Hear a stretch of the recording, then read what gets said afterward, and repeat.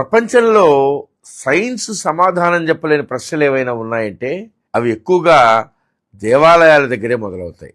ఇవి కథలు కావు, కల్పనలు కావు, మూఢనమ్మకాలు అంతకంటే కావు. ఇవి ఇప్పటికీ జరుగుతున్నటువంటి ప్రత్యక్ష అద్భుతాలు.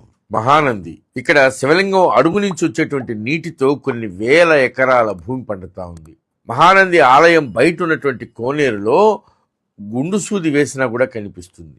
ఎంత చలికాలమైనా సరే అక్కడ నీళ్లు గోరువెచ్చగానే ఉంటాయి. ఇది ఎలా సాధ్యం? దీనికి సైన్స్ దగ్గర సమాధానం ఉందా? లేదు. ప్రకాశం జిల్లా పొన్నలూరు మండలం కే అగ్రహారం కాశీ విశ్వేశ్వరాలయం. ఇక్కడ శివలింగం క్రింద నుంచి ఉబికి వచ్చేటువంటి నీళ్లు 14 గ్రామాలకి తాగునీరు. శివుడు కేవలం దేవుడు కాదు, జీవనాధారం. ఆదిలాబాద్ జిల్లాలో శ్రీ బుగ్గ రామేశ్వరాలయం. శివలింగం నుంచి వచ్చేటువంటి నీరు ప్రవహిస్తుంది. శివలింగం నుంచి బుగ్గ అంటే ఊట వస్తుంది. శివలింగం నుంచి ఇక్కడ శివుడు నీటి బుగ్గగా ఊటగా మారాడు. కాళేశ్వరంలో ఒక అద్భుతం జరుగుతుంది. కాళేశ్వరం దేవాలయంలో నంది ఉత్తరాయణంలో ఉత్తరముఖంగా, దక్షిణాయనంలో దక్షిణముఖంగా తిరుగుతాడు. రాయి కదులుతుందా, లేకపోతే కాలమే కదపుతా ఉందా? ఆలంపూర్లో ఉన్నటువంటి బాలబ్రహ్మేశ్వర దేవాలయంలో స్వామికి ఎన్ని నీళ్ల ట్యాంకులతో అభిషేకం చేసినా కూడా ఆ నీళ్లు ఎక్కడికి పోతుందో అర్థమే కావటంలా. ఇప్పటికి కూడా ఎవరికి తెలియదు. అట్లాగే పానగల్లులో ఉన్నటువంటి ఛాయా సోమేశ్వరాలయం.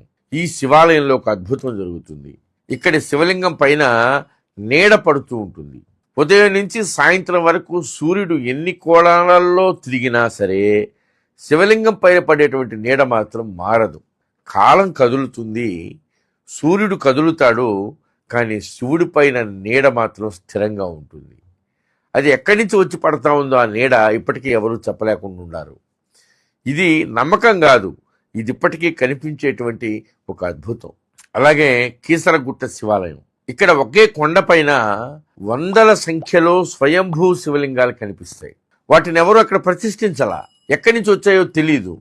భూమే శివలింగాలని తనకు తానుగా బయటికి వెలికి తీసింది. ఇక వరంగల్లో ఉన్నటువంటి 1000 స్తంభాల గుడి. 1000 స్తంభాల గుడిలో సంగీతం పలికేటువంటి స్తంభాలు.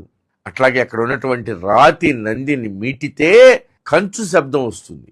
అక్కడ రాయి పాడుతుంది. ఇది ఎలా సాధ్యమో సైన్స్ ఇప్పటికీ చెప్పలేకపోతా ఉంది. పోనీ అలా చేసన్న చూపలేకపోతా ఉంది.